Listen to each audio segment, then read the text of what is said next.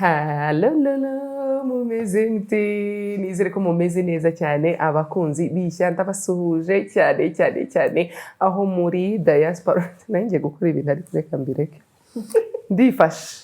Ndifashe byahita ibindi bindi. So ndabasuhuje rero nk'ibisanzwe ndi Aisa, ntago mba ndi njyenyine, mba ndi kumwe na bagenzi banjye, ariko uyu munsi nebicika ntago byo. Hari umuntu mwese mwari mukumbuye, agatwenge mwakumvishe. Welcome back. Ukuntu uvuze ngo nibicika wagira ngo twari ariko shaki Mana nyine mbakumbuye pe. Bite se? Byiza. Okay, twabwiye abantu ko muri iyi minsi utaruhari, wari uri mu kazi ariko utarurina. Anyway, so byari bimeze bite rero? How was it? Akazi kameze gute? Biragenda? Wari uri kumbwira ngo ruri Gakenke. Kuko hari umuntu ukubwira ngo shana nagiye mu mahanga, ari hano hirya i Bugande. Ako ni mu mahanga. So how was it? It was good. Muri buka duhostinga bwiza dusoza umwaka, ko nababwiye ngo mu bintu nifuza uyu mwaka no gutravelinga ntakoresheje amafaranga yanjye. So it worked. Yeah. You manifest. You manifested, but I also applied. Yeah, sure. Nari ndi muri Peru. Wow, abantu batazi Peru guys, munyene mu dushaka icyo gihugu bwa mbere. Mana yanjye twaba dusebetse kuko muri geography twarabyize cyane. Anyway, njya nkora ibiraka cyangwa se consultancy za communication na project management. Hari ikigo rero ndi gukorera communication. N'ubundi twarakoranye umwaka ushize. Bagiye bampa consultancy. Ubwo nyine nari ndi muri Peru, ndi kubakorera communication ko bagenda bajya mu bihugu bitandukanye, no mu Rwanda barahaje, ni nayo mpamvu twakoranye bwa mbere.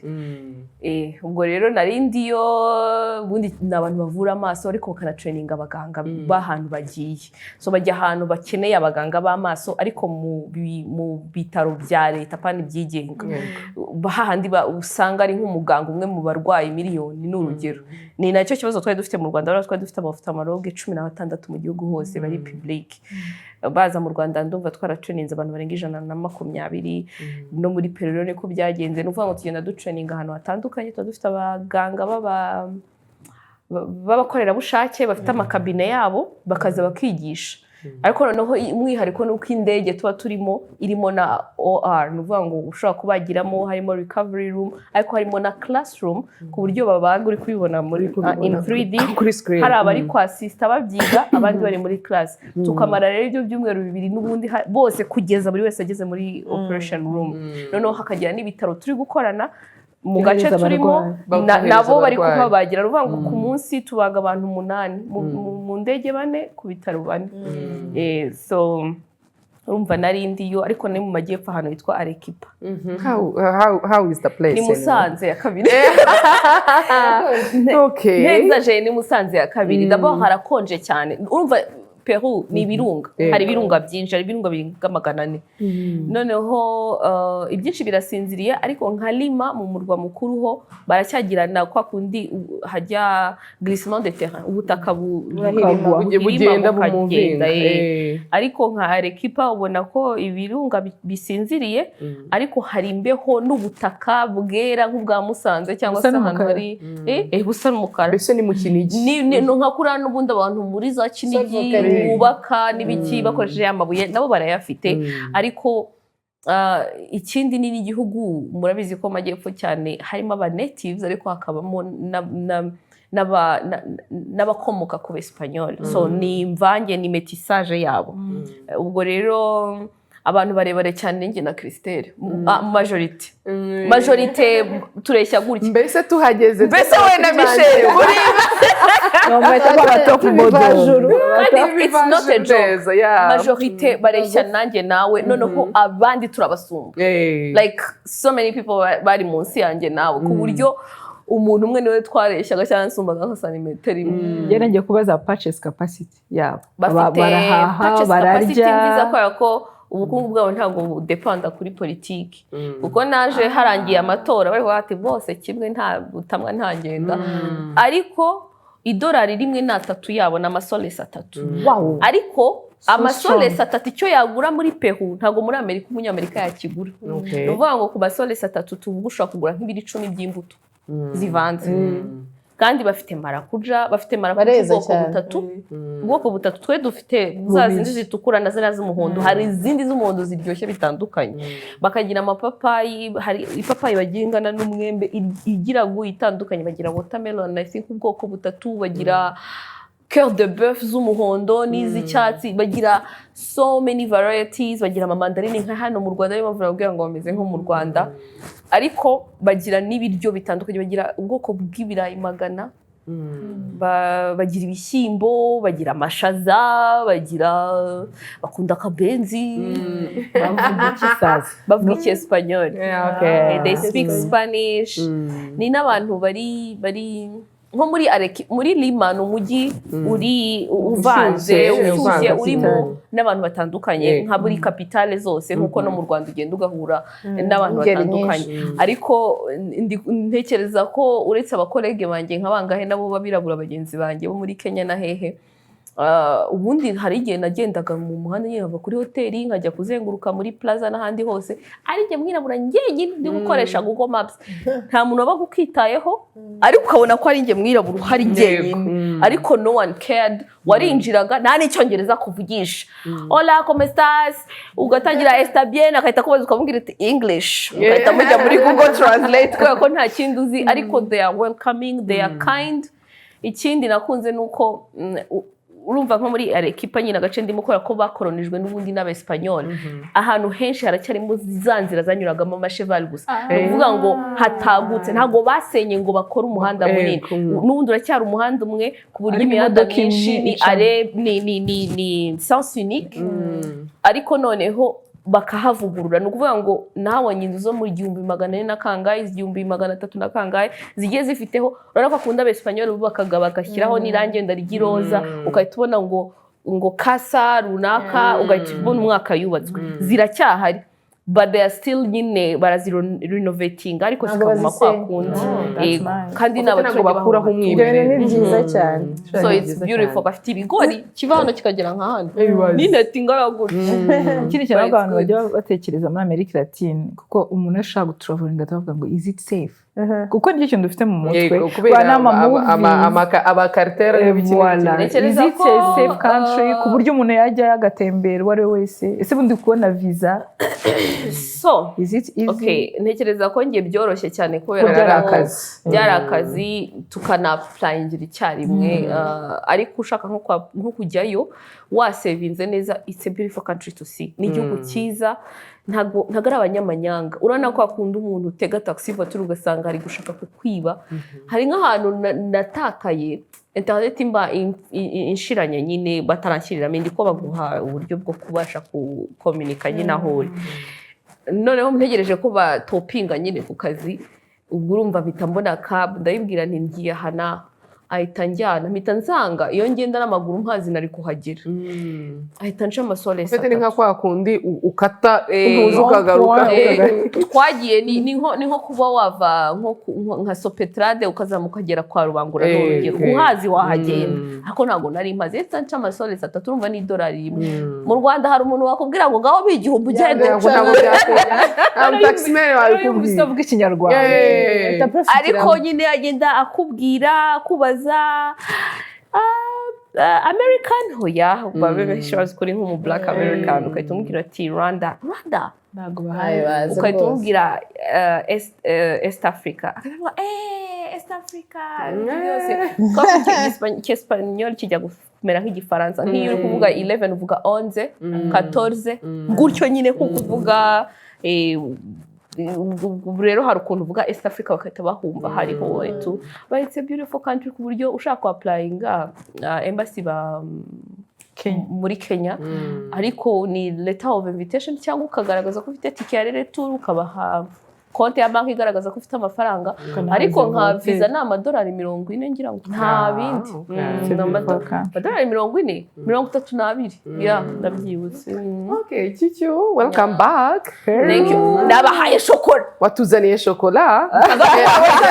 Abantu baza kuza bagenda batravelinga bakagaruka nta shokora, yatuzaniye shokora. Ubu tumeze neza cyane.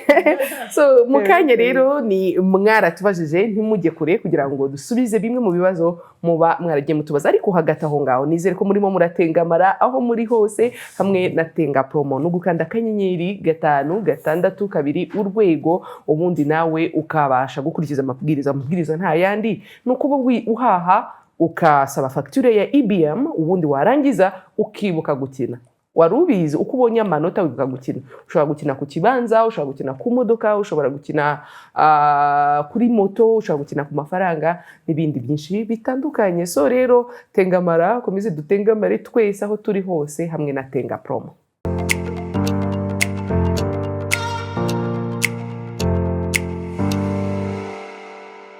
Aha, twagarutse cyane. Uyu munsi nari namaze kubivuga ko ari mwaratubajije. Umusomyi wacu yagarutse. Ubu turameze neza natwe turatenga bayo. Biryoshye mwese musomyera. I know. Ariko ntazuvuga ngo ngiye nahise ngo turi nerveux turi gusomera. Fete yahise babona ko hari uburyo cyuzuzo yabimenyereye akantu niyasomye ibintu bitari neza hari ukuntu wabyakira. Abandi hano twese twari turi muri mwagiye mwandika ikinyarwanda neza. Mwagiye mubigenza muri frustrating hamwe na hamwe. Ariko nanone twongere twibutsa abantu nimba uri kutwandikira koko ushaka ko dusoma message yawe tukayisoma neza nkuko wayitubwiye, yandike neza mbere yo kutwoherereza banze ukore proofreading, sibyo wongere usubizemo amaso urebe ko ibintu byose wabyanditse neza, noneho natwe tuzabashe kubisoma neza. Akadomo ibintu birafasha no nibika akamenya kuva gusiga kumanukaho gatoya akagira kwa kundi agakubita no ku kibazo twandike neza ikinyarwanda ibintu byo kwandika ngo introduction bikanaka ibi nibi ikibazo cyanjye giteye gutya in fact byagenze uko nuko, ariko noneho ndababaza mungira inama umwanzuro se. Naje gusanga igihe Troma itwandikisha ibintu bitari ku murongo. Hari n'igihe umuntu yandika buriya yumva ari kutubwira. Mwiriwe neza ishya, mfite imyaka 22, ndubatse, mfite umwana umwe, ntizimbye mu magambo rero ndashaka ko mungira inama. Mfite buramukazi wanjye dukora akazi kamwe, namwe murabyumva ko duhura buri munsi, ariko ntabwo tukivugana kuva nava kubyara hashize amezi 3. Mbere yuko mbyara twana inshuti tuganira, mbese duhuza nk'abantu bahuriye muri famiye, gusa icyo gihe hari murumuna we batahuzaga habe na gato ku buryo batanahuraga ngo basuhuzanye. Maze kubyara rero mu minsi nari ndi kwa muganga, uwo murumuna we yaje kundwaza anyitaho, yewe na nyuma yo kuva kubyara niwe wahoraga iwanjye yaje kumfasha. Subiye inyuma gato ku munsi wa 3 ndi kwa muganga, yabwiye umugabo wanjye ngo ntihagire umuntu utuzanira ibiryo ngo arabizana. Uwo munsi yarampamagaye, murumuna we aritaba, yumvise ari we witabye, ahita abwira musaza we ngo ampamagara mpe nimero z'umumotari uzanye ibiryo. Icyo gihe nararakaye gusa ndabyirengagiza, ndataha nsubira mu rugo, yewe nsubira no mu kazi, ariko nkisubira mu kazi naramusuhuzaga akanyihorera. Bigeraho nanjye ndamureka nikomereza ubuzima busanzwe. Hashize iminsi mike wari inshuti ye turi kuganira mubaza niba hari icyabaye, ntahari. Ansubiza ababaye cyane arambwira ati muramukazi wawe namubajije impamvu ataje kukureba wabyaye, ansubiza yuko wamusuzuguye ukamuha impano iciriritse, rero nta mpamvu afite yo kugukunda. Nuko ndumirwa, noneho kubera nabyaye umwana basa kandi mujyana mu kazi nabyo ni ikibazo. Abamubonye cyangwa abamubonye bahita bamubwira ngo umwana wanjye umurasa, akarakara yewe akanabatuka ngo bajye bamubwira abe nawe yarabyaye. Iyo mbyumvise agahinda karanyica, natekereza ukuntu yumvikanye n'umugabo wanjye ko azajya amusigarira mu kazi kuko nawe agiye kubyara, noneho nkumva mbuze icyo mvuga. Okay, ndabasabye mungira inama kuko no mu rugo ntibimeze neza, umugabo ntago tukivugana, naramurakariye kubera umwanzuro yafashe kuri mushiki we. Murakoze. Twakoze cyaba in-laws. Ntekereza ko twamubwira akabanza akakireba. Iyo wayitsinze. Ni hano. Ntekereza ko harimo igisubizo kuri ibyo bibazo arimo yibaza. Ikibazo no ko ya crossinze iyo barriere y'aba in-laws. Numva yaragize friendship. Yari yabagize abantu be ba hafi so gusubira inyuma rero njye ntekereza ko akenshi hari igihe abantu urumva ni abantu babiri bari bafitanye ibibazo hari ikintu cyo tugira cy'abanyarwanda cya munyangire njye naba mfitanye ikibazo nawe ngashaka yuko Aisa nawe afata uruhande rwanjye cyangwa se ngashaka yuko hari ukuntu tujya tubigira mukanturamo nyine so ntekereza ko iki kintu cyabaye urumva we na berseri babiri ufite nyine ntekereza ko ikibazo kiri kuri ba berseri babiri ba mbere n'abantu bavukana bafitanye ibibazo byabo hajemo umukazana aje afata side imwe yego sibyo se bwa mbere fata side ya murumuna yabanje gufata ya mukuru noneho agiye kubyara uwaje kumufasha ku kiriri yari petite sœur bivuze ngo wa mukuru we yaravuze ati se kuki wagiye gufata side ya runaka ufite urumva ni icyo kintu kibazo ni munyangire yajemo ubwo rero kugira ngo ukemure ibibazo bya munyangire mu bavandimwe biragora vraiment sometimes noneho nyine wewe urimo uri na stranger biragora buriya uko byagenda kose iyo ujemo ubu uri umuntu ujemo nyuma nyine hari ukuntu abavandimwe bashwana uyu munsi njyewe najyaga mbibona reka mbere nko kuri famiye y'iwacu kwa mama kuko niyo nabayemo cyane noneho ugasanga hari ukuntu yari ituranye famiye za kera zaraturanaga ugasanga nyogokuru atuye mwaha umuhungu we niwe wubatse ku irembo irindi rembo riri umuhungu umukobwa atuye hirya gatoya urumva bajyaga no gushaka ugasanga nabo bashatse barashaka abantu baho hafi noneho ugasanga uyu munsi nyogokuru aravugana na muramukazi we bo mu irembo ryo hirya ubwo nimba ari kuvugana nabo mu irembo ryo hirya bariya babaye abanzi already ejo mu gitondo yakwiyunga uriya babaye abanzi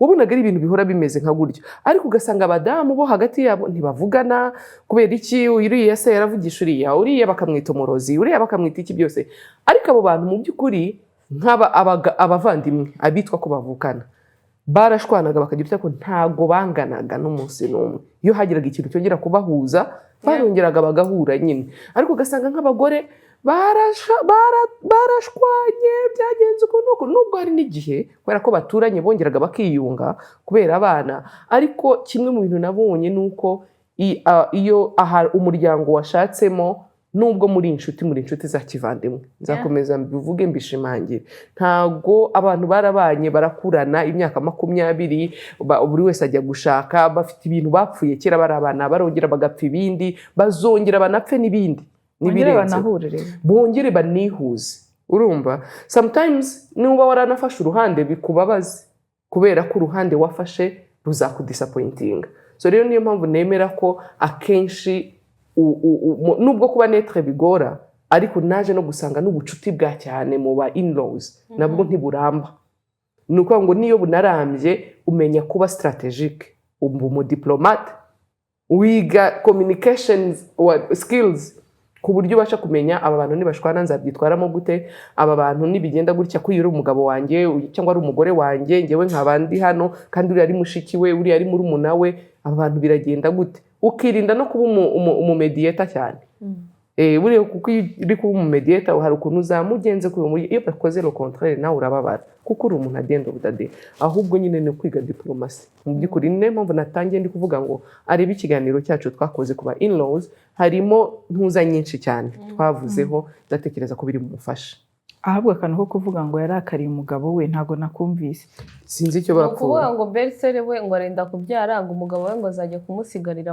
ho mu kazi urumva we afitanye ikibazo na berseri none umugabo ahisemo kujya nibyo bya bindi twavuga ni mushiki we twagumye no kujya tukaba abantu bakuru ni mushiki we kubera yuko kuba berseri we mutavugana mufitanye ibibazo none se musaza we bavukanye mu nda nawe amwange ariko bavuze n'imyaka uracyane muto imyaka 20 ntabifate nabi she's 22 natwe wenda tutashatse turabana cyane hari ahantu ugenda wiga gahoro gahoro urugo nyine rugenda rukura nawe rero uracyari muri etape yo kwiga uracyari mu ma emotion cyane kubera ko umwana wawe asa na berseri wawe ukaba nyine wumva atari kumwishimira nawe aracyari umwana mujye muvuga ibintu mu mazina yanjye n'umwana w'imyaka 20 yarashatse n'iby'amategeko aramwemerera gushaka ni n'uburenganzira bwe ariko aracyari muto aracyari muri process nawe ubwe yo kwiga nawe ubwe ntiyiyize right now ni nayo mpamvu atangira kugira issues. Uyu yanyanze, uyu yandebye nabi, uyu yari kumbwira iki, nguyu yambwiye nabi, umugabo wanjye yagiye kureba mushiki we kandi mushiki we atari kumvugisha, izo ni etape z'ubwana nyine uzitambukamo. Ariko urumva iyo baravuga iyo wabyaye iyo washatse ubwana busa nkaho bugenda bushira, ntabwo bukiri wa wundi witetesha kuri mama, ufite noneho nawe abagomba kuza kugutetaho. So bivuga ngo noneho ugomba kwiga byisumbuyeho kugira ngo ubashe kuzamuka muri za etape. Ndumva ikintu gikomeye cyane akwiye kureka kwivanga mu bintu by'abavandimwe n'umugabo we, nareke kwivanga muri issues z'umugabo we na mushiki we, like kubera icyo ari kurakara. Ikindi kuba bersere wawe ataraje kwa muganga akakohereza ibiryo kuki byakubabaje, why did you take it personal? You were lucky wagize umuntu uzaragufasha gukirira, n'umugisha. Niba atari uwo watekerezaga ko azaza ntabwo bivuze yuko akwanze. Ikindi unaguze ibintu abo bavandimwe bapfuye uyu munsi bakaba biyunze bazanga barapfaga agasambuka muzehe, cyangwa barapfuye yuko hari ikintu atigeze amukorera yari amubwiye ngo amusabe service. So to me ndumva watuza you should mind your business actually. No minding urugo rwawe ibindi ukabubyihoreye bizagenda byikora gahoro gahoro, ariko nukomeza mu mutwe wawe ngo umugabo wanjye agiye hanga ubigenza ntabwo byazavamo. Email. Hello girls, first of all ndabakunda cyane kandi ibiganiro byanyu ndabikunda, mutanga inama nziza. Ikibazo afite kijyanye n'ubucuti. Ni umukobwa watwandikiye ati uyu mukobwa twahuye muri 2019 twenda kujya hanze. Ati twita tuba inshuti kuva icyo gihe zakadasohoka zakadatana, twanabanye mu nzu imwe imyaka 5 nkiba hanze. Ubucuti bwacu bwari nyakuri koko, abantu benshi bajyaga babyibazaho kugera naho bagezeho batangira kutwita ba lesbienne kubera ukuntu twari inshuti cyane. Muri 2024 nagarutse mu rugo ariko wasigarayo. Iyi nshuti yanjye magara yari nk'umuvandimwe, ni wa muntu twabanye mu buzima bwiza nta kintu na kimwe tubuze, naho ubuzima buhindukiye bukatubana bubi, nta kazi, kurya ari ibibazo no ku burwayi, kugeza aho nananutse abantu batangira kujya bavuga ko nakuyemo inda n'izindi nshuti zacu zose zikatuvaho kuko nta mafaranga twari dufite. Ariko twe twagumye tuba inshuti, nta kintu kigeze kiza ngo twumve cyadutanya. I keep her deep down in my heart. Hamwe ukunda umuntu kumva wahejeje ni soulmate wawe. Ikibazo rero ni iki? Last year yaje mu Rwanda gusura iwabo, gusa nyuma yaho avuye inaha ubucuti bwacu busa naho butagihari. Nabanje kujya nandika kuri WhatsApp na Instagram namubura, nkabona kuri IG ari active ariko nakwandika ntansubize. Nandikira abasista be kuko tuziranye mbabaza amakuru ye, ndababwira ngo bazamubwire ko namuza ahantu hose. Nyuma za kunyandikira kuri Instagram arambwira ngo ntakiyikoresha, njye mwandikira kuri Snap. Yagiye umwaka ushize mu kwa 10, twongeye kuvugana mu kwa 2 uyu mwaka.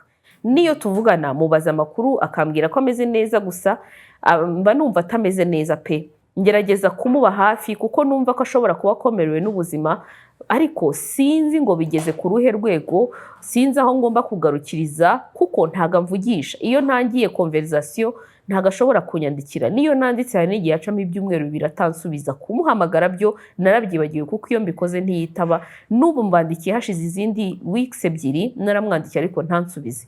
Kuva nataha ibintu byarahindutse, ariko bikomera cyane wavuye inaha. Ese nuko nguko ubucuti bw'abantu bategeranye bumera long distance?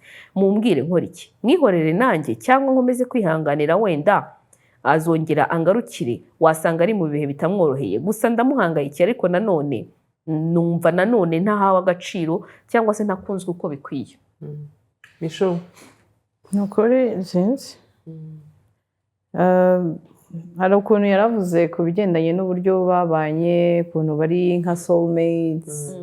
Ni ikintu kigoye guhita ukuraho umuntu gutyo mu buryo utanasobanukiwe nawe n'impamvu atakiri active nk'uko mwari active muri kumwe.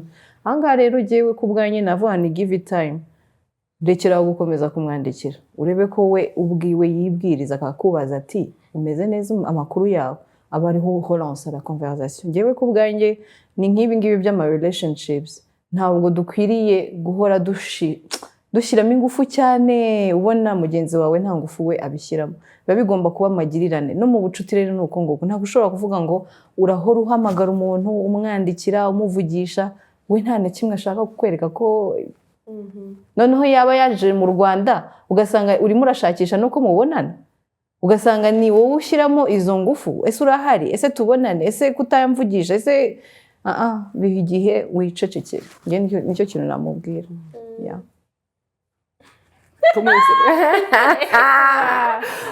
nyine ngiye kuvuga ngo relation izo ari zo zose, yaba friendship, yaba relationship, yaba ari ibiki byose. Ejo nibwo nahoze ndi kureba, nari ndi gusoma igitabo ndi gusoma kiraryoshye cyane cy'ibintu by'ama relationship, kubana n'abantu, psychology yo kumva abantu. Bajya berekana inshuti ubwoko butatu. So bakavuga ngo hari inshuti muhuza nabyo, muhura nayo nk'abantu mwakuranye. Musaba mwarahuriye ku kintu runaka. Wenda nuko ako mwakuranye, nuko ako yari aho hafi, n'umuntu wakwiyambazaga. Umva bavuga ngo ni inshuti d'utilité, inshuti zakoraga ikintu runaka mu buzima bwawe. Hakaba hari izindi inshuti, kategori ya kabiri, muhura mu bintu nka entertainment. Zo kuryoshya. Inshuti ya mbere ni inshuti y'umumaro, yayindi yari ifite ikintu bitewe mwariganaga, wenda muturanye. Avuga ko inshuti ya kabiri yari inshuti ya entertainment. Entertainment yaba ari gym, ntabwo ari pull up gusa, ntabwo ari boîte, ashaka kuba ari gym, ashaka kuba ari ibindi bintu, ariko bya bintu biguha umunezero. Avuga rero ko ari indi inshuti ya gatatu, kategori ya gatatu avuga ni za nshuti niyo hazamo distance gute, cyane cyane niba abantu bakumotivatinga. Bajya bavuga ngo inshuti, ngo abantu ugomba kubana n'umuntu ngo ntahinduke. No, abantu barahinduka. Kuko ushobora no kuba ufite umuntu ufite 10 ans, ejo ndakaba billionaire, ariko ni wa muntu gukura kwe cyangwa kuba undi muntu kuri we bitagira ikintu bihindura kuri wowe. Sinzi ukuntu nabivuga mu Kinyarwanda kuyisobanura iyo gutera imbere. Oya, ni kurutinga, you root for someone at the point wumva aho ikintu cyose yacamo, yaba ari cyiza yaba ari kibi, urahari. Kuko hari n'abantu batuba hafi turi guca mu bintu bibi, hakaba n'abantu batuba hafi turi guca mu bintu byiza. So bavuga ko inshuti ya gatatu niyo ibasha gutraversa waves z'ubuzima.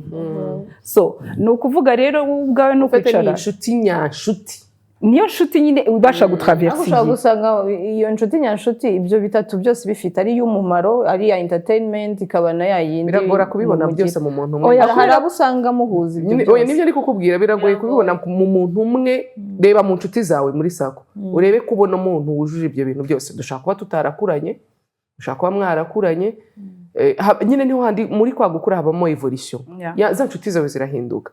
Nshobora kuba ndi ya nshuti n'ubundi twarakuranye, nkaba ndi ya nshuti ikwifuriza ibyiza, ariko kenshi tutari kumwe kubera ibintu nkora nawe ibyo ukora. So rero niyo mpamvu nabivuze ngo biragora umuntu mutari kumwe, mutabana mu nzu, ngo akubere za nshuti eshatu zose icyarimwe. So wiki navuga rero, urumva iyo noza auteur wiki avuga, aravuga ngo ya nshuti, iyi nshuti basha gutraversa izo waves umuntu abamo mu buzima. Ni ya nshuti kurutingira, umuntu kwifuriza icyiza mu bintu byose bibaho. So akenshi rero hashobora no kuzamo, nibyo ndi kuvuga, iyo friendship ishobora no kuzamo agatotsi. Ishobora kugira n'ikintu, ushobora no kubana na 2 years. Ngende example nziza yuko ushobora kubana n'umuntu mukabana imyaka 2 harajemo agatotsi. Iyo ari yo muri ya kategori ya gatatu, muzongera mubyuke, peu importe waves zazamo. So niyo mpamvu ngandi kukubwira, sinkubwiye ngo ngiyewe ceceka nimba wumva ushaka kuvugisha umuntu. Uko nanone hari ibintu byinshi dusoma nakakubwira ngo okay, kana kanze kukuvugisha, nimanze kukuvugisha nawe ntumuvugisha, kana kakuvugisha muvugisha, wowe muri wowe urumva ushaka iki? Nicyo kintu cyambwira umuntu. Yavuze ati ndamuhangayikira. Aramuhangayikira. Voilà, nge ushaka guhamagara umuntu ukamubwira ati umeze gute? Ndaguhangayikira, tuvugana. Umuntu nakubwira ngo nta kibazo afite, then it's okay. Ariko ndikuvuga wowe muri wowe. Natavuga ukomeza uhangayike. Oya, ntabwo mvuze ngo ukomeze uhangayike, ariko nanone ntago sentima ushyiraho akabuto. Sibyo se? Nawe ntagukanda. Hari n'igihe ushobora no kubuhangayikiye umuntu ukamutura Imana. Ngende I'm just a believer, ndasengera n'umuntu ushaka kukubwira ati sinzi ibyo uri gucamo, ariko Uwiteka akubi hafi.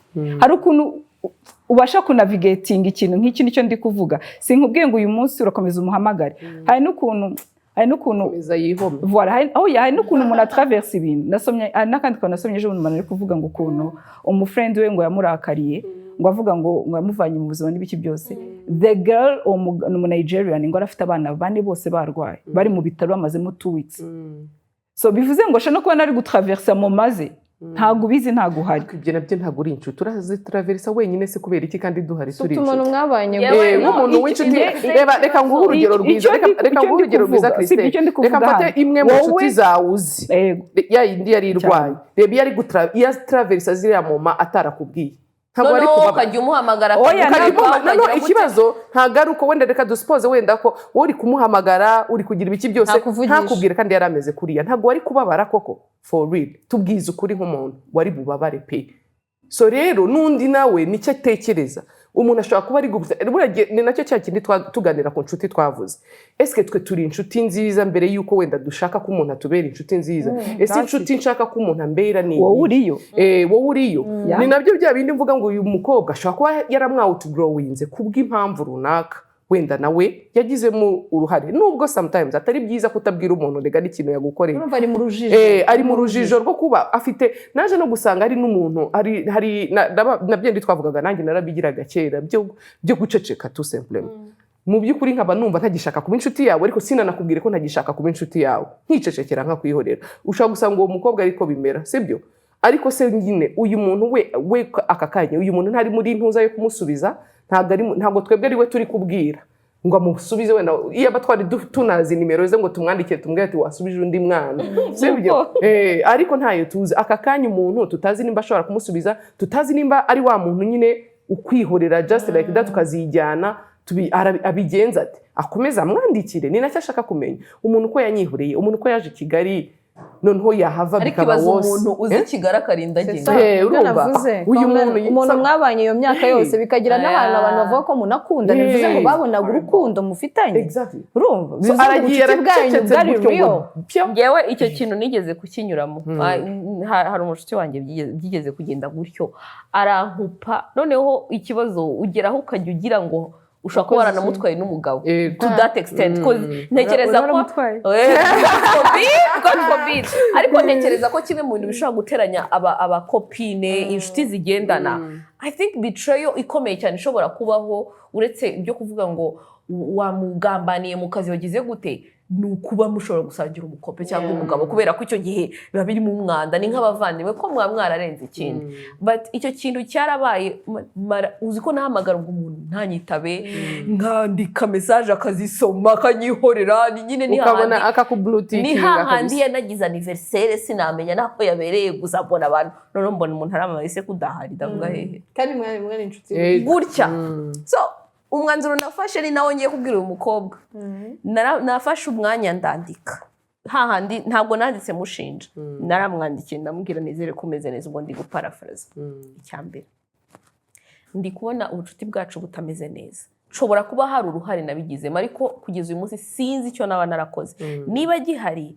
wakimbwira niteguye kubyumva ngasaba n'imbabazi kuko for the sake y'ubucuti n'imyaka tumaze turi inshuti nakagombye kumenya aho amakosa yanjye ari ariko ntungomba ubucuti ko twongera gusubirana ariko byibura nkamenya aho nakosheje ngasaba imbabazi byibura tugatandukana nzi aho nakosheje kugira n'ubutaha ntazabisubira ntabwo bivuze ngo ndagusaba ko twongera tukaba inshuti ariko byibura kubw'ubucuti n'imyaka tumaze turi inshuti nkeneye kumenya aho nakosheje kugira ngo nikosore niba atari ngewe kibazo hakaba hari ibintu uri kunyuramo ukaba wumva ufite ubwoba bwo kubivuga cyangwa hari ikintu wakoze ukumva ufite ikimwaro cyacyo ngewe nk'inshuti yawe ntabwo nzagucira urubanza icyo nshinzwe ni ukukuba hafi ariko sinakuba hafi ntazi ikibazo ufite niba hari imyenda ufite niba hari umuntu wambuye niba hari ahantu wahemutse niba ufite ubwoba ko uzafungwa tell me niba hari aho nshoboye kugufasha ngo ufashe niba hari umutwaro wikoreye uri emotional mbashe kuwugutwaza niwe niwumva uri tayari kumvugisha ndahari uzavugisha ariko kuva uyu munsi ngiye kurekeraho kuguhamagara no kukwandikira ukomeze nk'umuntu uri kwirukanka ku mukobwa utamushaka nuko namubwiye ituke nada 6 months of course yaraje arambwira nakoza nari mfite ariko nageze aho ntangira kucukumbura ndavuga se navugishije nyina nabi like natangiye gushakisha point ungahe ni kuri rwa rwego nari narambaye no mu bukwe ni hahandi n'abavandimwe be bavugaga ngo kana kafite ubukwe bakatavuga ati cyuri se zabahari azambere fie done uri kubyumva kuri iyo sense so ni handi navuga ni what the hell yaguha explication it was zindi zohama yari kunyuramo ariko nyine ni handi nanamurakari ndavuga ko icyo utaje ngumbwire wabonaga ndi bukugire gute like ibintu byose uko ari kubinyuramo ariko nyine sometimes ntabwo ushobora kumenya uko umuntu handling ikintu ariko to me for the sake of that friendship ni byiza ko umuntu namubwiza ukuri kuko ubucuti ni nacyo bushinzwe mubwizanye ukuri bikomeza kumwandikira hayi wikomeza kwinginga wimera nkaho uri gukandagira ku magi adatetse andika umubwira uti bite ko turi inshuti ko ufite ikihe kibazo hari umuntu waguteye inda uyikuramo hari umugabo w'abandi mukundana hari banke wibye hari ibibazo ufite aho ngaho ntekereza ko niyo message nawe iragufasha irakuruhura ukavuga ati igihe azabonera umwanya azansubiza kubera ko mubwira imbamutima zawe n'ukuntu wumva uremerewe ubundi nabona umwanya azagusubiza natanagusubiza uzamenye ko uwo muntu nyine yagutambutse nyine ugrieving ubwo bucuti kuko kimwe mu bintu bibabaza ni break up y'incuti irababaza cyane kurusha n'urukundo rucitse mu mubiri wawe ariko man it's not fair kuri side yindi nubwo waba uri kunyura mu bibazo runaka at least uzi kukurya scene umuntu wakwandikiye akakurya scene at least just say I am okay. Menye ko nyine ubwo nyine tu n'es pas prête. But do you know what's mais at least fais un effort. Gerageza buriya mu mibanire yacu ikintu cyose dukora turagerageza.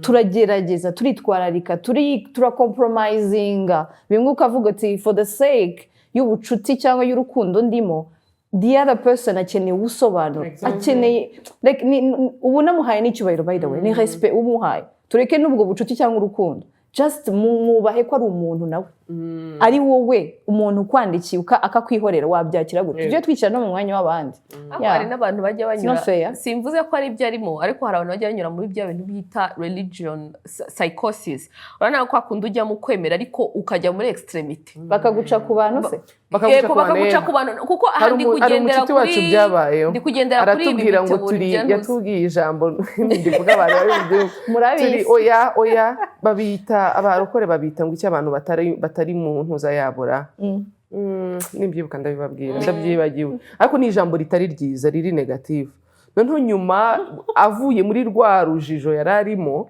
aje kugaruka umuntu araza aramubwira ati se wagendana n'abakobanyi turabakobanyi twabaye vino neza ariko nyine urabizi ukuntu ibyo bintu iyo biri kuba umuntu aragukatinga ukabona mukanamubura neza mukibaza yarapfuye aracyariho ushobora no guhurira mu muhanda ukagira ngo arimo arahunga shitani akaguhunga so ngende kubitekereza muri teori y'uko bari inshuti zigendana cyane ku rwego nyine babaserereza ngo n'aba lesbienne ngewe nagize abakopine banserereje gutyo ariko ntekereza ko hari nk'igihe ushobora gusanga bitewe n'abantu ukuntu bari gushaka gufatirana umuntu bashaka kumubwira bati by the way copine là-bas yenekereza ko kuba mwaragendanaga bira bintu biri too codependent ntabwo ari byiza urabona ukuntu bikwica mu mutwe ese urabona wabona umugabo ukubona ugendana n'umukobwa kuri yameze nk'abalesbienne ndi kuvuga amateori atandukanye but nyine azabimenye ikintu nemera nuko iyo umuntu azi ko ari ikintu akorera umuntu wowe ukaba uzi neza ko nta kintu ugeze ukorera umuntu muri wowe umutima wawe uratuza ariko iyo umuntu azi ko yagukoreye ikintu nawe umutima wawe ntabwo utuza at the end of the day kuko twese tugomba kuvuga nibyo Aisha yavuze dukunda kuvuga abandi ngo ntabwo ari inshuti nziza wowe uri mu ntoki kuko mbere yo kujya kuvuga ngo urapoint ukuboko ku wundi wagombye kubanza kuri wowe so mwiriwe mungira inama mfite ababyeyi bari toxic baba basinze cyangwa batanyoye bambwiraga amagambo mabi abaho yose bigera naho kunyishyurira ishuri babihagarika bavuga ko kwishyurira umwana w'umukobwa ntacyo bimaze n'ubundi ntacyo yakumarira banyita indaya yewe naho bari kunywera akaba ari nge bagira ikiganiro mfite imyaka 16 baje kunyirukana mu rugo ngo nakuze ubwo nafashe ID yanjye gustrugglinga n'ubuzima birangira kuba mu ruzerero binaniye nitabaje RIB insubiza mu rugo nahabaye ari urugamba ndetse nza no gusubira ku ishuri kuko sinari narasoje naze kugera mu wa 4 w'amashuri yisumbuye bahagarika kunyishyurira school fees naje kubona umugira neza aranyishyurira ndasoza ubwo nari negereje gukora ikizamini gisoza amashuri yisumbuye umubyeyi wanjye yanteye igikomere noneho kirenze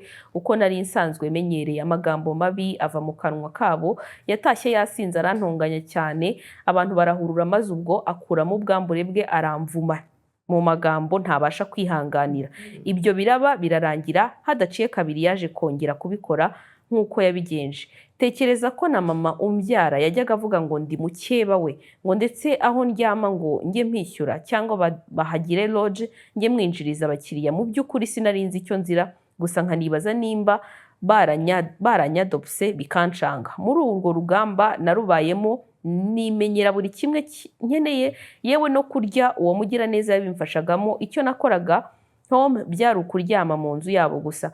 Nabayeho muri ako gahinda nza gufata umwanzuro ko Imana ningirira neza ikampa umugabo nzishyingira. Byaje gukunda, mbona umugabo unkunda unyitaho, bamenye ko nashatse maze umwaka, none birirwa banyihamagaza ngo umwana wacu, bambwira byinshi. Nabitekereje umutware wanjye ansaba ko nabababarira, ariko muri njye mba numva ntashaka no kumva ijwi ryabo cyangwa kubabona, kuko nibo nzozi mbi nigeze kugira mu buzima bwanjye.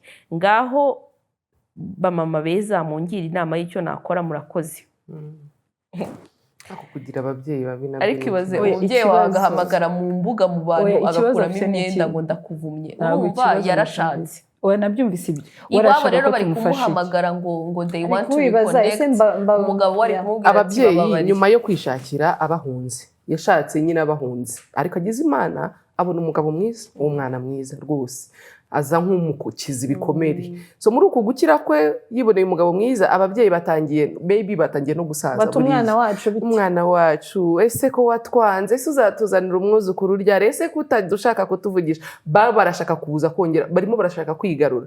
Yabiganirije umugabo aravuga ati please bababarire, atariko njyewe nimba ari inzozi mbi nagize mu buzima n'ababyeyi nagize, sinshaka no kubumva, sinkeneye no kumva ijwi ryabo. Ati iyo process ndimo ngyitwaremo nte mu by'ukuri, nicyo kibazo. Wow. Maybe I'm toxic. Buri wese agira buri muntu wese agira red flags. I'm sorry. Ntago namugira waherayo umuntu ubona kuvuma. Kubera ko let me tell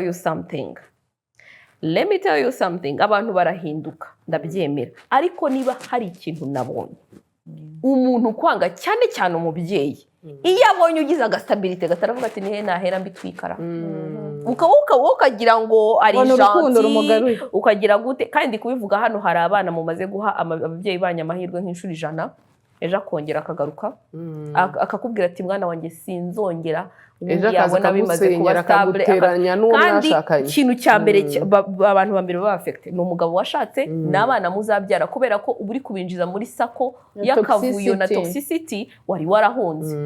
Njye ntabwo nakugira inama yo kubavugisha, nunakora akantu ko kubavugisha wenda wowe uzabasura, ariko nujya kwinjizamo umugabo we n'abana bawe ntabwo nkwemereye ko hazavamo ikintu kiri positive.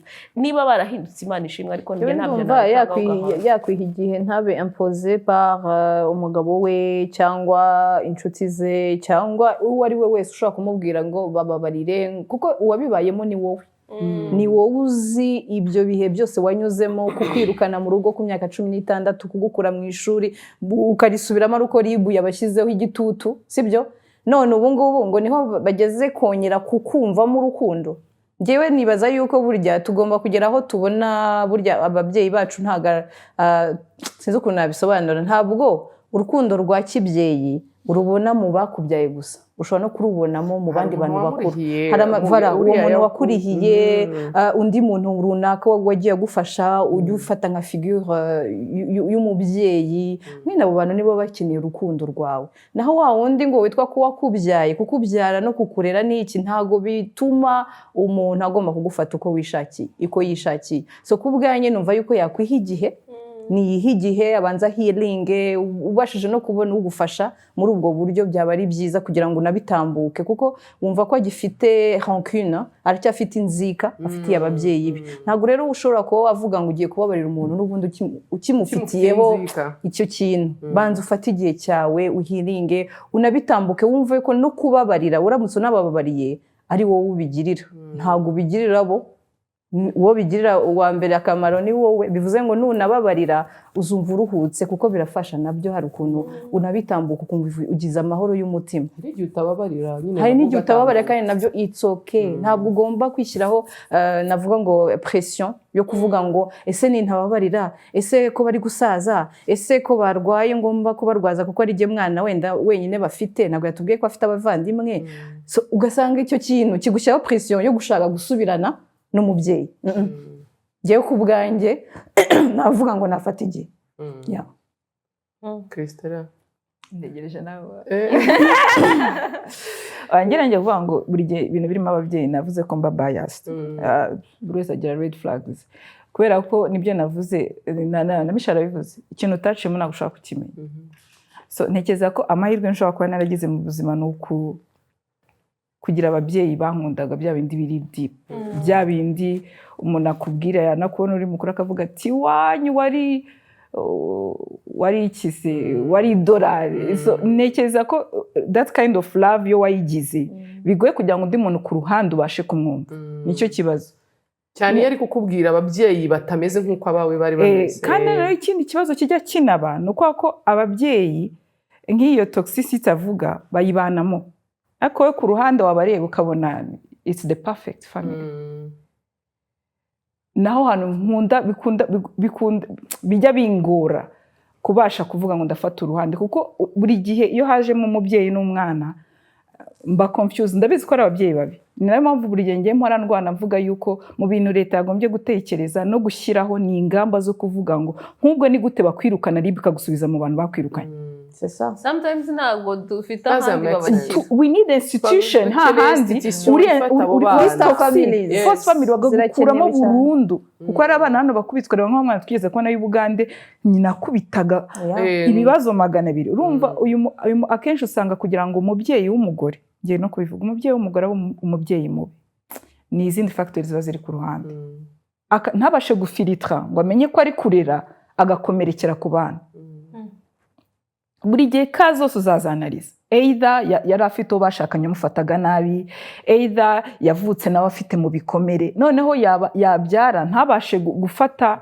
ngo akate abashe kuvuga ngo okay narakomeretse ariko ntabwo ngiye gukomerekera ku mwana akenshi rero nicyo kintu mbona ababyeyi b'abagore cyangwa se umuntu wagutwise akakubya akenshi afite rwa rukundo nyarwo ariko nyine uburyo aruguharya aguha nyine urukundo rurimo ibyo bikomere ahanga rero ngewe n'iki namubwira ntago umuntu yakubwiye ngo uwo mugabo kuko ari kukubwira ngo bafungurira imiryango wasanga ameze nkanjye utazi yuko umubyeyi ashobora kuba toxic akavuga ati se ni toxic mu buhe buryo akakubwira ati umubyeyi yakosheje yicaza ko ari umwana mwiza ubwo yakuze neza yakuze neza yabonye iyo gentillesse mu bantu ngiye cyo navuga umunsi uzumva washatse kubabarira mbere yuko baza bakicara mu muryango bakagaruka nk'ababyeyi bawe uzabicaze batandukanye uko iyo wicaza abantu ari babiri bakora team kuri wowe ukumva wabwira umuntu ibyo akubwiye akakigusubiza ukavuga ati ariko se ngewe umunyamakosa cyangwa nararotaga se koko nagiye kuri RIB cyangwa nibyo ndi kwibwira mu bwonko bwanjye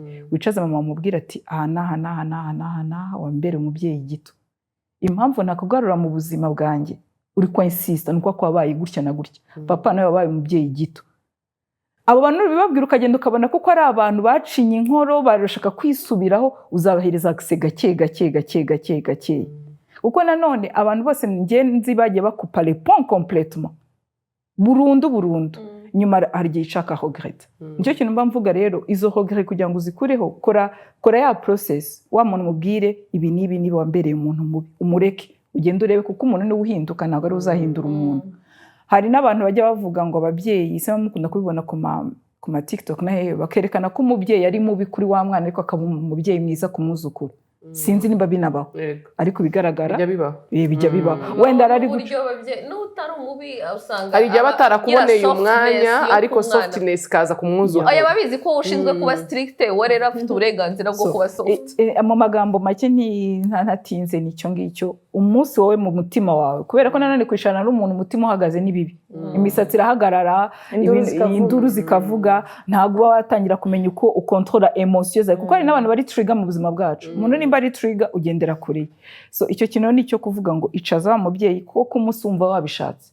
mubwire ABCDEF agende yikoreho umukoro we nabishaka azaba umuntu mwiza kuri abo buzukuru kandi nibitanabaho uzabaho ikibazo no kugrieving umuntu ukiriho biba bitandukanye nuko ugiye tugira usoro ugashyira ku ndabo umuntu uri no kumutuka avuga ati uragapfuye ntuzagaruke. Ndumva ntacyo narenzaho. Mwiriwe neza, mumfashe munsubize. Mfite imyaka 22 ndi kwiga kaminuza mu mwaka wa 2. Nakundanye n'umusore tumaze imyaka 5 n'ibiri ari kwiga muri kaminuza. Ati nakundanye n'umusore tumaranye imyaka 5 andusha imyaka 2. Mu by'ukuri mbere yari umwana mwiza, yarafuhaga bimwe by'abakundana nkabona ko ankunda nkumva nta birenze. Ejo bundi yarampamagaye arambwira ngo sinkiboneka kuri telefone cyane nka mbere. Mubwira ko kubera amasomo twajya tuvugana amasaha amwe namwe kuko arabizi ko niga. Yaje kurakara ambwira ko yatari impamvu, ndamubwira nti ni ukuri kuko numvaga nta wundi namubangikanya, nawe ararakara arambwira ngo sinkamubeshye. Bigeraho ndi kuri level yo kuntuka ngo nsigaye ndi indaya ngo nirirwa mu bagabo. Nyewe nta kindi nakoze, nahise ntekereza ukuntu mwubaha n'ukuntu mufitiye urukundo, numva ndababaye. Noneho ni wa muntu ukunda kumbwira ngo nidutandukana nzabaho mbabaye, muri make ngo nzicuza. Maze iminsi naramuretse kubera ibitutsi yantutse, bwari ubwa mbere abikoze. None ndibaza nte mugarure mu buzima bwanjye. Ese iyo myaka 10 ntiyabipfuye ubusa? Mungira inama. Ariko rero inshinga se dukunda kubara. Ari inshinga tugiye gutondagura. Yavuze ngo amaranye imyaka 10. 5. Nese avuze ngo iyo myaka 10 zabipfuye ubusa. Iyo myaka 5 ni njye usomye nabi iyo myaka 5. Kandi kuba ko hari akantu kanyisobye nari ndangaye. Arashaka iki? Arashaka iki mugarure mu buzima bwanjye? Nyine she's afraid ko 5 zaba zipfuye ubusa. Niyo mpamvu navuze ngo dukunda kubara. Nk'umuza abantu twakundanye natwe dufite imyaka 20 tukamara n'imyaka ingahe ukabivamo ukazabona undi ukongera ukabona undi. Abakunzi ni abakunzi. Iyo ibintu bidakunda ntabwo urabireka. Kandi ikindi none ngiye naje no gusanga simbizi it's something cyamfashije mu buzima no kutaregreta ibihe nagiranye n'umuntu.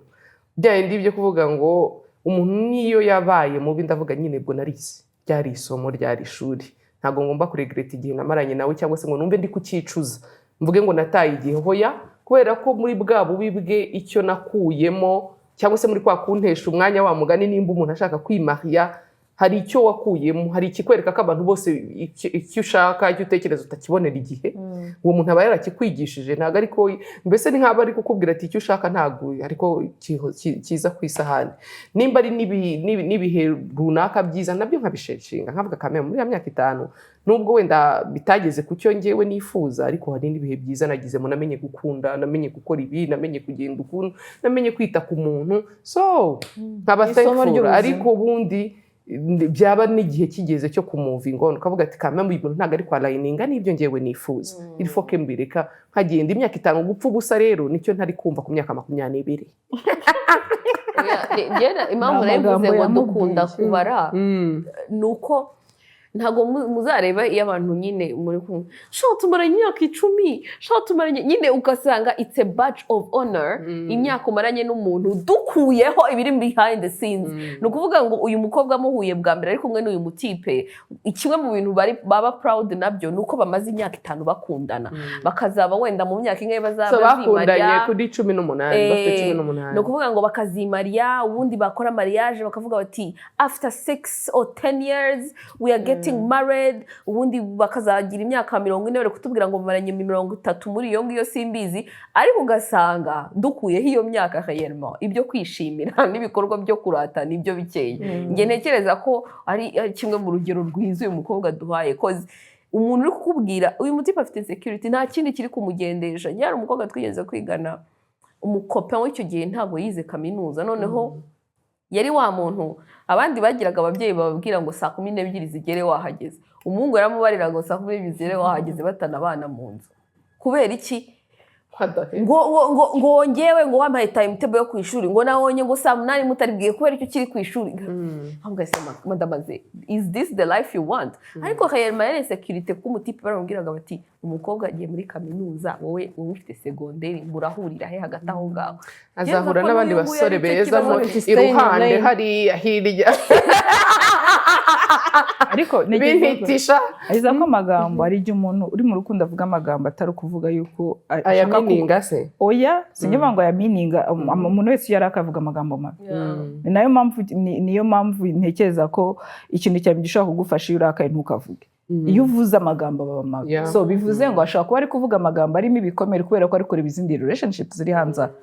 So kubera ko umukobwa yageze muri kaminuza akamenya nimba nawe tekereza avugishaga umuntu amasaha 3 none asigaye akubwira ngo tugomba kuvugana saa 1 kugera saa 2 kandi ntuzirenze. So kuri bashaka ko yumva ko ku ruhande afite abandi batipe bari kumudatinga, nibyo yavuze ari insecure ku ruhande rwe, kandi nyine insecurities z'umuntu ni uzikoraho. So bivuze ngo sinkubwiye ngo musubirane kubera ko umuntu nkongo ni batandukane, n'igihe umufata nk'amagi. Icyo nshaka kwitindaya peu importe nubwo yabahangayitse. Icyo nshaka kugarukaho ni kimwe, ngewe ndashaka kugaruka ku kintu cyo kuvuga ngo imyaka abantu bato. Wayitaye gute? N'ikintu wavuze cyo kuvuga ngo nabonye mu makupure cyane cyane abantu bakunda kuvuga imyaka bamaranye n'abantu n'igitsina gabo. Nibo abantu bakunda kwavansa chiffre. Kana kamaranye nayo imyaka 25, ndi mariye maze imyaka 45. N'abagore sha turabikunda. Oya ariko nkibaza garuka inyuma uvuge muri iyo myaka 25 imyaka wabaye uri happy muri icyo kintu n'imyaka ingahe? Kuko kuba muri relationship ushobora kumara imyaka 20-30 ariko yose ugazasanga wayiteranya. Voilà. So bivuze ngo guta imyaka noneho yikomezemo nukomeza muri relation zata 30. Uko byagenda kose igihe kiragenda. Nicyo kintu cyambere abantu twese tudafite. It's the time. Time is not on our side. Ube billionaire ube broke. The clock is clocking. Niko bimeze. So bivuze ngo kumva hari n'umuntu ujya gutangira yajya kwiga akavuga ngo sunda ajya gusubira kwiga, ndajya kwiga PhD mfite 50 nzarangiza mfite 60 none utayiga n'imyaka izagenda. So wumve yuko nta myaka wataye. Imyaka 5 wari uri muri stage, ifate bashe nka stage y'urukundo cyangwa se nk'ikindi kintu, kandi muri iyo myaka 5 mwamaranye ntabwo ibintu byose byabaye bibi. Arakano ntumvishe mwavuze umuhungu yamwise indaya kubera ngo yaramutaba cyane kuko atakimwitaba ngo wandaya ngo afite abandi avugisha yongeraho n'ijambo ngo wandaya, and then ukibaza ngo umuntu dukundanye ntabwo byavamo, ntabwo byakunda kabisa. Umuntu uri kwita ataraba n'umugabo wawe yewe ikintu ubwo iyo mwashwaye muri marié wavuga uti ba nyine je suis marié ariko mu boyfriend indaya Michelle uye nyine ngewe aho ndimo ndashira ariko bishe twavuze ko yadashira umuntu nimba kwisidaya mutari maye nubona mariya ntabwo rero umuntu akwita indaya kuko ngo abaye mariya ushaka nanone umuntu warinyita nk'umugabo wanyabinyise natungurwa of course ariko ntago ari ibintu yanyise tukira abakopa copine ngo nemere ngo nani mariye nawe uyu munsi abisubiremo ofete akwise umuntu akwise indaya mutarashakana none iyo mushakanye ubiciriritse. So rero nta myaka wataye inshuti yanjye, wari mu ishuri warize, amakosa wakoze muri iyo relation ntuzayemerere mu yindi, uburyo bw'amahitamo wakoze ntuzabyemerere mu yindi relation uzagira imyaka 20 inshuti yanjye 22. Gusa ijambo indaya abantu bakunda kurikoresha kandi ni ijambo rya mbere riri bless cyane. Ariko uzi kuhita wemplika ibintu byose bisabwa kugira ngo umuntu indaya. Urabona iyo ugifite imyaka mike ufite nka under 25 umuntu yakubwiye iri indaya utumva kuri indaya iteka utumva uriyo ikoko ni kandi noneho kandi abantu bararikoresha, ababyeyi bararikoresha, utaha saa moya akakubwira ngo indaya, ikintu cyose ni indaya. Umutante arakubona wambaye mini wego uri indaya. En fait iryo jambo ni ijambo rya mbere ku gitsina gore ritubabaza. Wafite ushaka wita iyo uri muri ya myaka ukwibaza ari igihe watubajije nawe bamwita indaya kandi ari isugi ati kandi ndi ni isugi. Oya ari umuntu kwitegura indaya uri isugi kuvuga ngo tujyane kwa muganga supime yego sicyo twabaga turi kwireguza se buri munota ariko iyo kunyita indaya ubunyita indaya kubera iki wewe naryamanye nawe uzaze tujye kwa muganga upime urebe ubusugi bwanjye n'uburaya bwanjye. Ufite kubwira umukobwa kandi naje gusanga benshi mu bakobwa babwirwa ko ari indaya nta n'uburaya baba ukuri akenshi nta nini ufite amagambo indaya mama yawe ntusha no kumumenya bari umwana mwiza ukunzwe mu rugo. Hari amagambo abiri dukoresha mu Kinyarwanda twumva kubwira umuntu ngo ni indaya w'igitsina gore no kubwira umuntu ngo ni imbwa ari umugabo. Ibyo bibiri kabisa ayo magambo abiri umuntu aramukomeretsa akazapfa akibyiza. Oya nta umuhungu wigeze kubitwandikira se nawe tubwira ko umubyeyi we papa we yamwitaga karimbwa n'uyu munsi ari cyo cya mbere kimubabaza ngo ntiyarebye uburyo ari umugabo kumurusha ngo ariko buri gihe ijambo imbwa ise yamwitaga. Ariko ibaze ko umuntu umurusha ubugabo ariko akakurusha mentalma nyine kugutsinda kubera ko anyway ikibazo cya nyuma dusoza muri aho ikibazo giteye gutya ati hari umwana mbere tante reka tumwite Alicia ni izina rihinduye. Alicia rero yavutse ku muvandimwe wanjye yemeye ko nabibaza. Okay, nicyo nari dore nari meze ngo yego. Ati hagati ya 2008 na 2010 niho uyu mwana yavutse, sinshaka kugaragaza imyaka ya nyayo. Ariko yavutse nta mariage, nyina murerera iwabo. Umusore bamubyaranye rero mu by'ukuri ntago famiye cyangwa akomoka bamenyekanye, yari i Kigali kubw'akazi. Rero umwana yakuze gutyo, yitabwaho na mama we na nyirakuru, ubuzima bugenda neza nta kibazo. Ubu rero Alicia yifuza kumenya inkomoko ye kuri se. Ese hari abandi bana bahuje se? Ese ba nyirasenge barahari? Ibyo byose twagerageje gukora research dukurikije aho mama we yatubwiye ko bamenyanye, aho yakoraga, ariko dusanga biri confidential, ntabwo twabibaza. Ikindi ni uko uwo mupapa yitabye Imana. Ikindi twabaza, ese nta hantu umuntu abariza amakuru nk'ayo, nta kigo kibishinzwe kibaho? Ubu Alicia afite imyaka irenga 16, murabizi ko yanze kuvuga umwaka yavukiyemo. Naramubwiye nti ese aho yakoraga bamimye amakuru ye, mufite amazina yombi? Amazina yombi turayazi, na surno turayizi. Aho yakoraga rero twanze kwirirwa tujyayo kuko twaribajije tuti turagenda tubaza ngo kanaka yakoraga aha, akomoka he, yashakanye nande, kandi deja twaramenye ko yapfuye, twaketse ko batanabitubwira, ntitwirirwa tujyayo. Nuko bafite amakuru yo ko yapfuye. Bafite amakuru ko yapfuye, bafite n'amazina. Ntekereza ko NCDA yabafasha. Ntabwo bibafasha gutyo kubera ko ibintu by'ama-identité mu Rwanda bifite ampleur nini. Nigeze kubapartager case y'abantu bavutse muri za 50 na kangahe bakiri gushaka inkomoko yabo. So ushaka no kuba ufite ayo mazina yose, uzi ko ufite amazina, ufite na carte ya baptême, umuntu ukamushaka ukamubura, igihugu cyose ukakizenguruka. So umwana yari afite imyaka, ngiye numvise afite imyaka yo muri adolescence. Adolescence no hantu hambere wa crise d'identité cyane. Teye ubwoba, urabyuka yakwireba muri miroir yabona amatwi ari manini, mama wari mato, atubuye ya papa. Papa se yasaga gute, yarapfuye. Nta petit frère mfite se, nta grand frère. Au fait ari muri crise d'identité. Oya yanateretana n'umuhungu atari ko yaba ari musaza wanjye. Crise d'identité rero ukuntu bigenza abantu benshi uramwakompanya. Ni byiza kushaka umu professionnel. Kuko ntekereza ko uyu munsi nanabona nabo bantu bavukana ntago babihagije.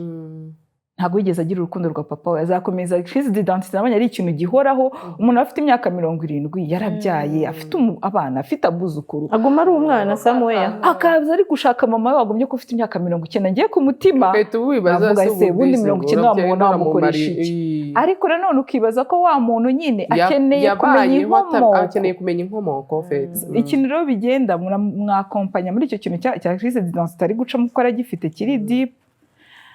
Ikindi mwandike lettre isanzwe, mwandikira bano bantu bo muri identité cyangwa se immigration n'ibiki byose, mukabasobanura nako kazi yakoraga, mushaka no kugenda mukamusobanura. Kuko niyo mpamvu navuga ko akiri umwana na NCDA irintervene kugira ngo izo nzego ziguha amakuru. Gusa ni ikintu ni mubitangira procedure ari bisabe ko n'umuprofessionnel mu buryo psychologique agomba. Ani utekereza yuko ejo uzamubona. Ani gihe ugenda mukagira hahandi mukabona baranaza, mwakora test ya DNA ugasanga nta kirimo. So ni procedure ndende, ni ikintu gishaka kumara imyaka 5-10. Ngende kwa kompanya abantu bamaze imyaka 2. Urumva we cyashaka no kumenya abavandimwe kuko bihagarikira. Ntabwo bihagarikira ibintu Christelle ari kuvuga. Hari n'igihe uyimenya ntuyikunde. Hari igihe umenya na identité yawe cyangwa inkomoko yawe ntuyikunde. Kwera ugasanga ntago usanze ari abantu watekerezaga, uburyo wabarevaga, uburyo wabashushanyaga, urahageze usanga sibyo, and then you are disappointed.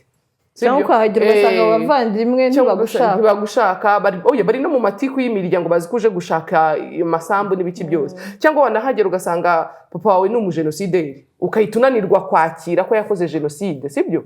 Ibyo byose bibaho. Ugasanga papa we yari yaje gukorera i Kigali ariko yari afite umugore iyo mu muryango, noneho ukagira ngo ni wowe wari mukuru, aho ugasanga ni wowe mutoya mu bavandimwe, cyangwa mu kimwe wahaje. Ariko ashobora no kuhagera bamba agasanga nta kandi kana bari bifitiye, ko bari bakavuga bati umuhungu wacu twari tuzi ko yapfuye ari célibataire andursi. Ikibazo nuko izo kazo kugufata neza ugeze ahantu hashyashya abantu batakuzi ni nka 10%. Ntekereza ko atagomba kugenda afite expectation yuko akagira na support ya famille, ahubwo yakagombye kugenda avuga ngo ngenda shaka juste kumenya aho nkomoka, nibibamo ari byiza sava, nibibamo atari byiza ni sawa. Ariko iyo mental strength nayo afite, niyo mpamvu Christelle ibintu yavuze ari byo, akeneye accompagnement psychologique. Kandi n'abantu bakuru bafite 70 ans akaba niteguye yuko na mama ashobora kuba yaramubeshye. akaba yiteguye ko mama we ashobora kuba yaramubeshye akanihimba izina ry'umuntu ashobora kuba ari n'uwo muntu kuko ari we ariko ugasanga wenda hari undi muntu byari birimo kuko njye narebye paternity court inshuro nyinshi umugore araza ararira ati njyewe uyu mugabo yanteye inda arantererana umugabo ati njyewe ntabwo ndi se bakaburana umugore akarira wantwaye ubusugi bwanjye umuhungu atari kuko ninjye wamutwaye akarira akisira ibanga DNA igasohoka you are not the father umujaji ati mada noneho reka tuvugishe ukuri bimeze gute okay ijoro byagendaga uwo munsi ndarana n'umukuze we n'umujama we hashize icyumweru hari umugore wabikoze haza abagabo batatu bose inshuro 3 haza bakora DNA aje avugisha ukuri dusanga muri window yo gutwita yaryamanye n'abatipi 6 nuvuga ngo ntazida ariko kuva umwana ari yavuka yaramubwiye umugabo umwe kuko yari wo mukope uzwi arimo ararira arisira ibanga n'uwa kabiri ararira aravuga ati ni ukuri iryo joro twarashwanye turaryamana n'uwa gatatu bije ati reka mbabwire nagiye muri house party ubwo abo batatu bande yese avuga ati reka mbabwire nari ndimo explore ariko nibo banyuma cyakora havuyemo se w'umwana ariko you can imagine ko sometimes people lie ntago muze ko nyina w'uyu mwana ariko bimeze ariko hari igihe umuntu atishimira ashobora kutabeshya ariko harabayeho nyine ko ushobora gusanga uwatari se nyine so rero nabyo agomba kumenya kubyakira akompanyuma byo Christella yavuze n'ibyo kabisa n'abandi ntegeza ko umuntu inkika bibaye yagombye no kuba urugero ku bandi nicyo kintu njya mvuga mwaratubajije iyo bazitubajije hari igihe bifasha n'undi bivuze ngo hari n'ukuntu abantu iyo babyaranye hari igihe hazamo nk'agatotsi urabona bino bintu byaje by'amaseparation by'amadivorce by'ibiki byose ugasanga urakariye umuntu handi umubwira ati ubundi se ndaguhakse ku bana n'icyo umfasha akabaguca ni ikosa uba ukoze kubera yuko wa muntu uko bizagenda kose azagira cya gihe agere crise ashake kumenya se peu importe que se yari imbwa cyangwa ari umuntu ukomeye cyangwa ari umuntu muzima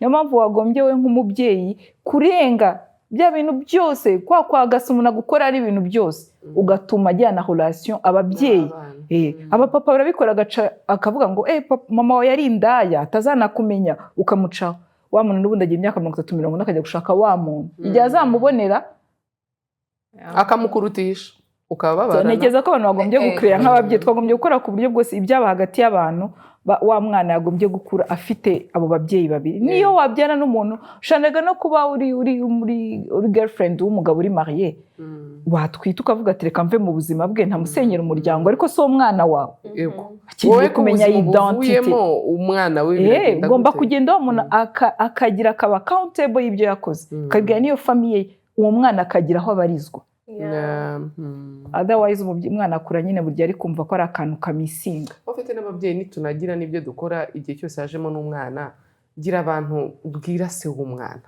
1 2 3 byibura sibyo ndi tugira abakobwa umuntu akibyarira ngo nishakiraga akana ariko ugasanga se w'umwana uramushicetse ejo ugapfa umuntu atazi ngo wabyaranye nande ubu noneho muri nida baranabyoroshya rwose isa adahari bamwandika ku mwana bamwandika kuri nyina gusa urumva kuri papa wawe hariho X hariho amazina ya mama wawe kubera ko mama wawe niwe wakubyaye ni nawe ukwemera mu irangamimerere ariko byibura nk'umumama n'ubwo umuntu yaba yaguhemukiye gira abantu muri famille muki bwose ugira ati nabyaranye n'akanaka ise w'uyu mwana n'uyu kuko ejo n'ejo bundi wagira gutya ubuzima bukagenda ese uyu mwana azasigara byibura avuga ati idata ninde ko nshimye nzi mama data we ninde sibyo so mwakoze cyane mwakoze namwe abo twabanye comments zanyu twebwe tuba twatanze ibitekerezo byacu ariko nibyanya bari ingenzi I love it iyo ndi kubona mwese muri kugira inama abantu batandukanye